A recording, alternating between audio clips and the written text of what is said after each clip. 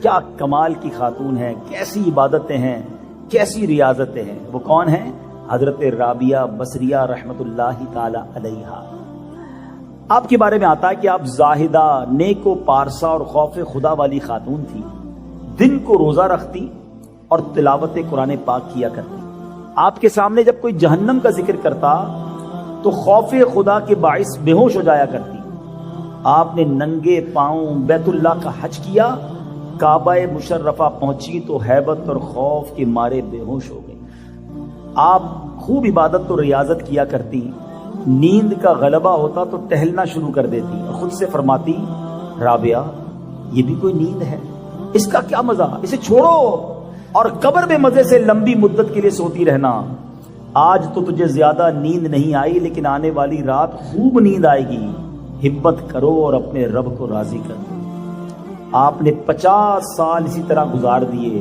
نہ تو کبھی بستر پر لیٹی اور نہ کبھی تکیہ سر پر رکھا، اور اسی حال میں آپ کا انتقال ہو گیا. جی ہاں میرے پیارے اسلامی بھائی، اس طرح بھی اولیاء کرام نے عبادتیں کی.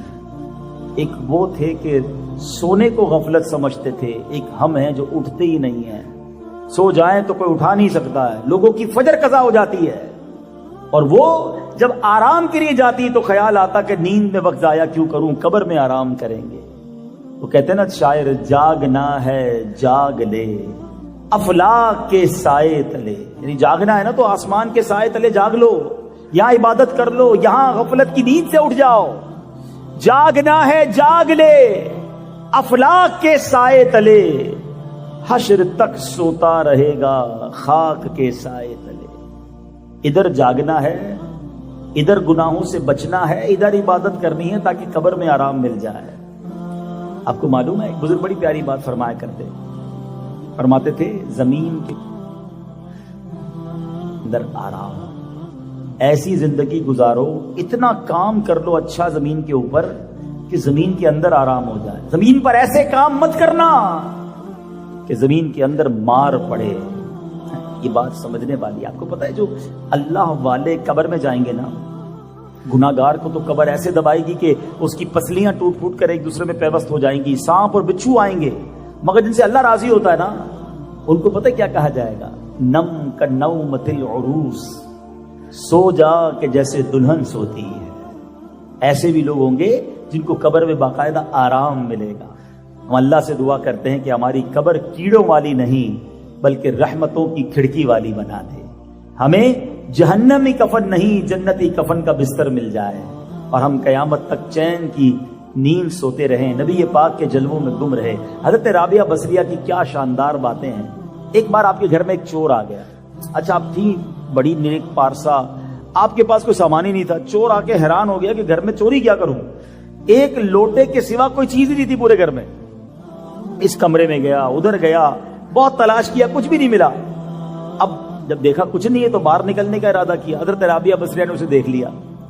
آپ نے فرمایا کہ اگر تم چالاک اور ہوشیار چور ہونا تو کوئی چیز لیے بغیر نہیں جاؤ گے. اس نے کہا مجھے تو کچھ مل ہی نہیں رہا تو میں کیا لے کر جاؤں.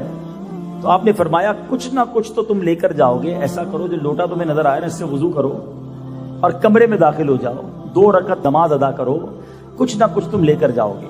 اب چور نے کہا کچھ تو مل نہیں رہا، چلو جو یہ کہتی ہے وہی کر لیتا ہوں. لوٹا اٹھایا، وضو کیا، کمرے میں گیا اور نماز کے لیے کھڑا ہو گیا. یہ نماز کے لیے کھڑا ہوا، بی بی رابعہ بصریہ نے اللہ کی بارگاہ میں ہاتھ اٹھا لیے. کہا یا اللہ یہ میرے پاس آیا، اس کو ملا کچھ نہیں، میں نے تیری بارگاہ میں کھڑا کر دیا ہے. اللہ تو فضل و کرم سے محروم نہ کرنا، تو اسے خالی نہ لوٹانا.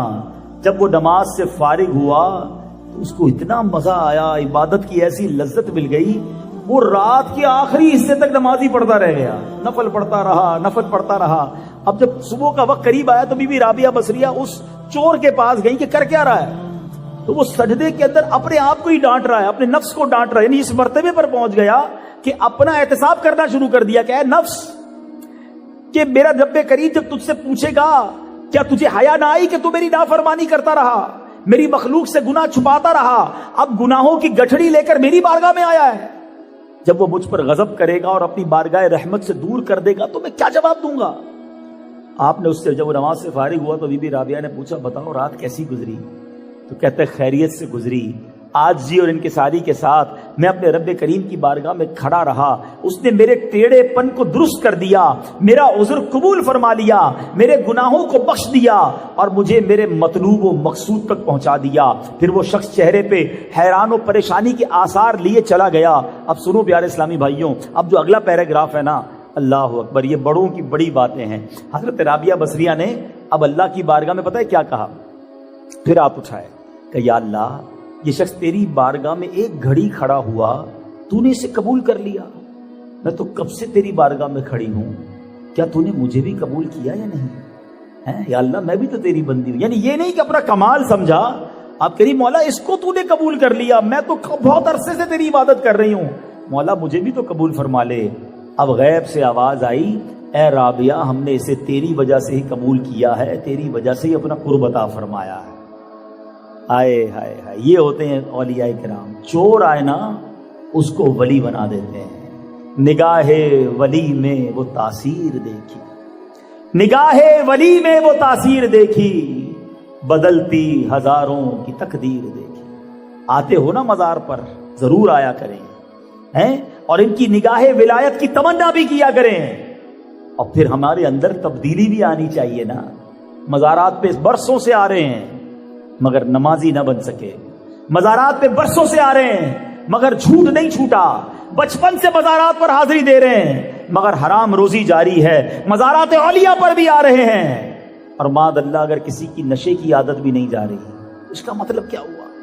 اس کا مطلب تو یہ ہوا کہ میرے دل کی دنیا ہی ٹھیک نہیں ہے نا۔ اپنے بارے میں غور کریں نا، دیکھیں اس پہ ماد اللہ کو یہ نہ سمجھے کہ جناب معاذ اللہ کسی بازار پہ گیا مجھے فیض نہیں مل رہا، یہ میرا قصور ہے۔ بارش برستی ہے نا، دیکھیں بارش برستی ہے، پہاڑوں پر بھی برستی ہے اور کھیتوں پر بھی برستی ہے۔ جو بالکل پتھریلا پہاڑ ہو اس پہ بارش برسے کوئی اثر نہیں ہوتا، مگر نرم زمین ہو، زرخیز زمین ہو، بارش برسے تو سبزہ اگ جاتا ہے۔ تو بارش کا قصور تو نہیں تھا، زمین اچھی تھی تو سبزہ آ گیا۔ اب میں اپنے دل کی زمین کے بارے میں سوچوں کہ جب مزار اولیاء پر جاتا ہوں، کسی ولی کے مزار پر جاتا ہوں، رحمت کی بارش تو برستی ہے مگر دل زرخیز زمین ہے یا پتھریلی چٹان ہے، پانی بہہ جاتا ہے، اثر مجھ پر کچھ نہیں ہوتا ہے۔ تو اللہ کرے کہ ہم ان کا پراپر فیضان لینے والے بن جائیں۔ اے میرے پیارے اسلامی بھائیوں، اولیاء کرام مقدس ترین ہستیاں ہیں جن پر پہاڑ سلامتی بھیجتے ہیں۔ اولیاء کرام سے وحشی جانور مانوس ہوتے ہیں، اولیاء کرام سے جانور برکت حاصل کرتے ہیں، اولیاء کرام سے درخت بھی قرب پاتے ہیں۔ شیطان اولیاء کرام کے قریب نہیں جاتا، اولیاء کرام دنیا کے خزانوں کی طرف آنکھ اٹھا کر بھی نہیں دیکھتے۔ جن پہاڑوں پر اولیاء کرام کے قدم پڑ جاتے ہیں وہ پہاڑ فخر کیا کرتے ہیں